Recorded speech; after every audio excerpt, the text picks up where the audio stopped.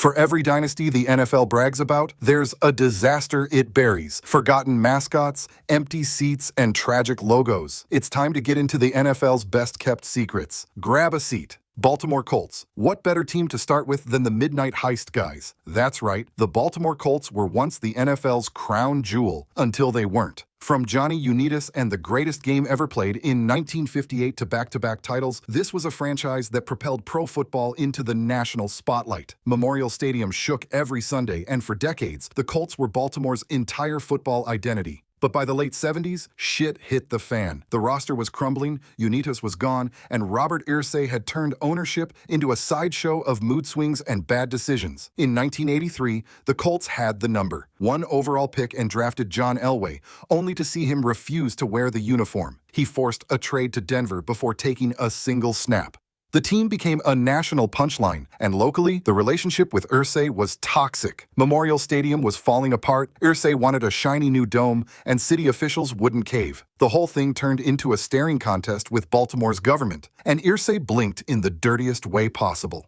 On March 28, 1984, with Maryland lawmakers moving to seize the team by eminent domain, Irsay called in the moving trucks. Literally, under the cover of darkness, Mayflower vans rolled up to the team's facility, loaded every last helmet, trophy, and office chair, and disappeared into the snow. They split the caravan across different highways so nobody could stop them. By sunrise, the Baltimore Colts didn't exist. The league may dress it up as history, but everyone knows this was a clear robbery at midnight. Still, the Baltimore Colts went under quietly, but for the Houston Oilers, it was the direct opposite. Houston Oilers. The Oilers were born loud. Founding members of the AFL in 1960, they stormed into existence with George Blanda slinging touchdowns and back-to-back championships before the NFL even knew what hit them. Houston had a dynasty before Dallas had relevance, and by the time they moved into the Astrodome, the eighth wonder of the world, the Oilers were supposed to be untouchable. Instead, they spent most of the 70s stumbling around like a team still looking for its helmet. Then came Bum Phillips,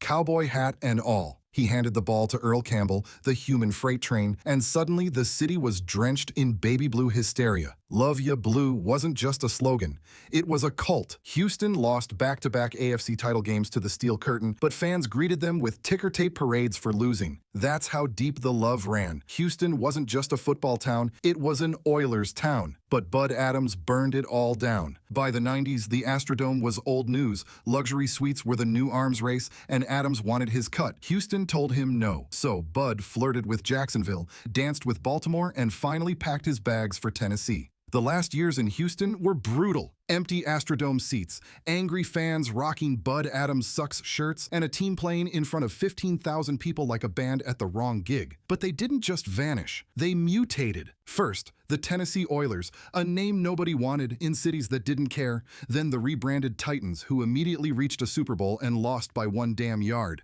Houston was left with nothing until the Texans showed up years later, bland and forgettable. And this was their moving story, pretty much like the NFL Nomads, Oakland Raiders. Oakland Raiders. In 1960, the team that was almost named the Oakland Seniors, thankfully not, was born. Then Al Davis showed up and everything changed. By 1963, he'd turned them into football's first biker gang. Silver and black uniforms, skull and crossbones attitude, and a mantra that doubled as a threat: commitment to excellence. With John Madden on the sideline and Ken Stabler, Fred Biletnikoff, Art Shell, and Gene Upshaw running wild, the Raiders became champions of the AFL, then the NFL, hoisting Super Bowls in 77 and 81. They weren't just good, they were feared. But Al Davis wasn't built to sit still. The Coliseum didn't have the luxury suites he wanted, so he aimed his sights on Los Angeles. The NFL said no. Davis sued them in federal court and won. In 1982, the Raiders packed their bags for Hollywood, betraying the East Bay faithful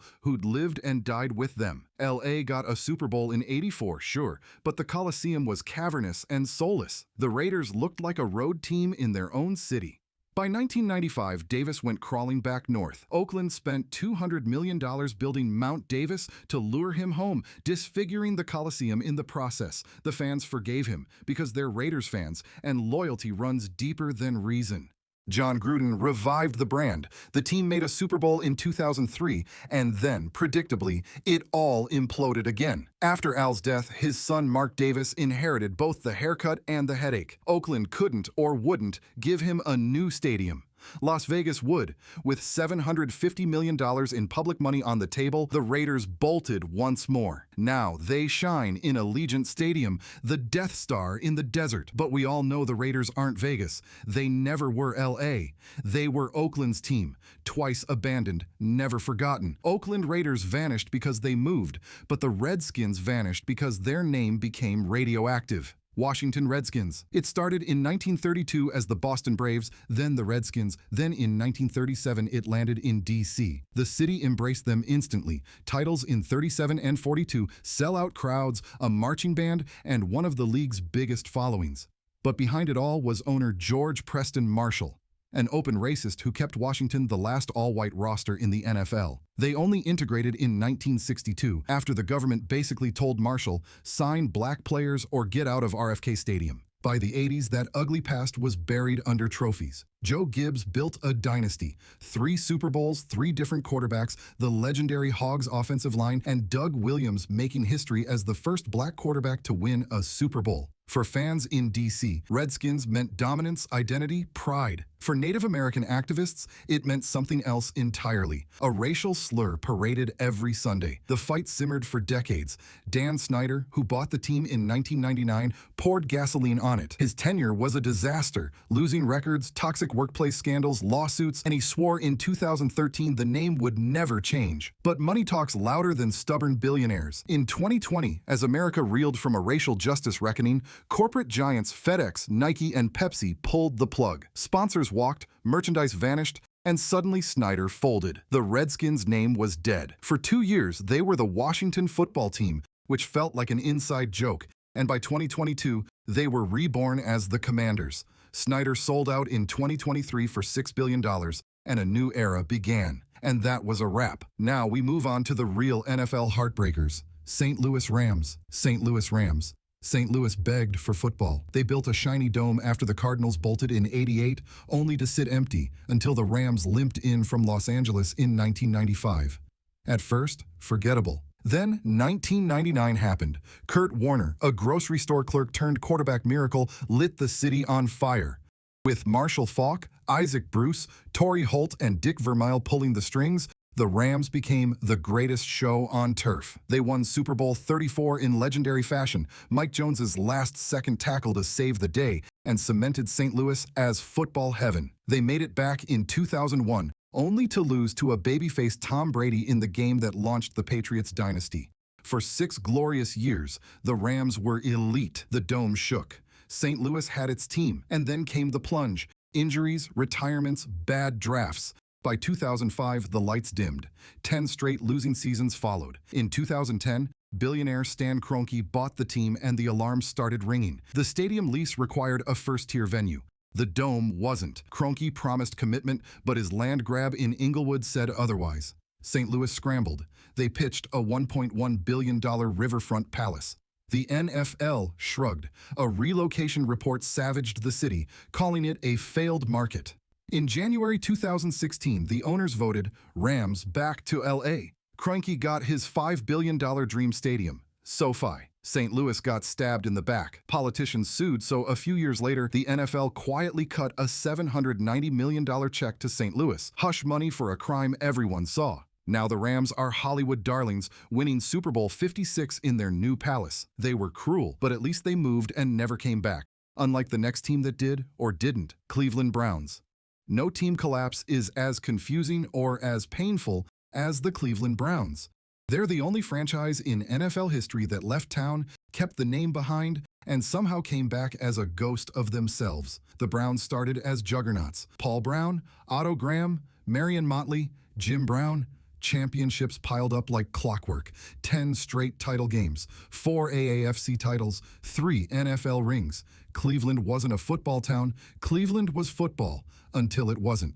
Owner Art Modell booted Paul Brown in the 60s, and the glory days curdled into decades of heartbreak. Bernie Kosar's Browns got so close in the 80s, but Denver ripped their hearts out with The Drive and The Fumble. And all the while, the Browns were stuck in an ancient, decaying stadium that Modell owned but couldn't monetize. Cleveland built new parks for baseball and basketball, leaving football's house to rot. Modell felt betrayed. Broke and furious, he started whispering with Baltimore. November 1995. The bomb dropped. Medell announced he was moving the Browns to Baltimore, days before Cleveland voters were set to approve funding for stadium renovations. Fans rioted at the final home game, ripping out seats and tossing them like grenades. It was a betrayal on live TV. But then came the most bizarre compromise in sports history. The NFL ruled. Medell could move the team, but the Browns would stay. The name, the colors, the trophies, all frozen in Cleveland. Baltimore got the players, the coaches, the front office, but had to rebrand. Thus, the Baltimore Ravens were born. They won a Super Bowl within 5 years. Cleveland sat in limbo until 1999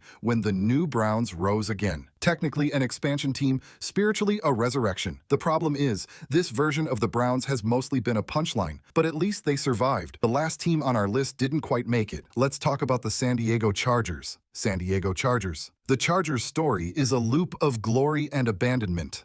They were born in Los Angeles in 1960, but the city didn't care. After one lonely year, Barron Hilton dragged them south to San Diego, where they finally felt like home. The Chargers won the 1963 AFL Championship in style, 51-10, a demolition led by Sid Gilman's vision and Lance Allworth's brilliance. In 1967, they christened San Diego Stadium, a concrete coliseum that stood for the next 50 years as a symbol of the city itself. Then came Air Coryell, Dan Fouts, Kellen Winslow, and Charlie Joyner, passing fireworks like the league had never seen. From 78 to 84, the Chargers lit up scoreboards and rewrote playbooks. They never got the ring, but they left football changed forever. In 1994, Bobby Ross's bruising squad made it all the way to Super Bowl 29. They lost to Steve Young's Niners, but for San Diego, that run was church. The Bolts belonged to the city. Then came Dean Spanos. For 2 decades, Spanos fought the city over Qualcomm Stadium, demanding a new publicly funded palace. Voters said no loudly. On a 2016 ballot, the NFL dangled an escape hatch, share a new Los Angeles stadium with the Rams.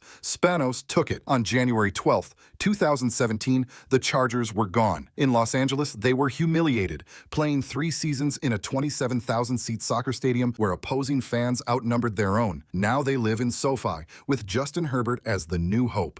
But we know the truth. The Chargers traded 56 years of belonging for the promise of Ella money, and San Diego will never forgive them. These teams are ghosts now, erased, rebranded, or exiled. The NFL may hope you forget, yet these flops prove not every Sunday story is going to be Super Bowl material for long. So which of these brought a memory? Let us know in the comments, and please like, share, and subscribe for more NFL content. Thank you.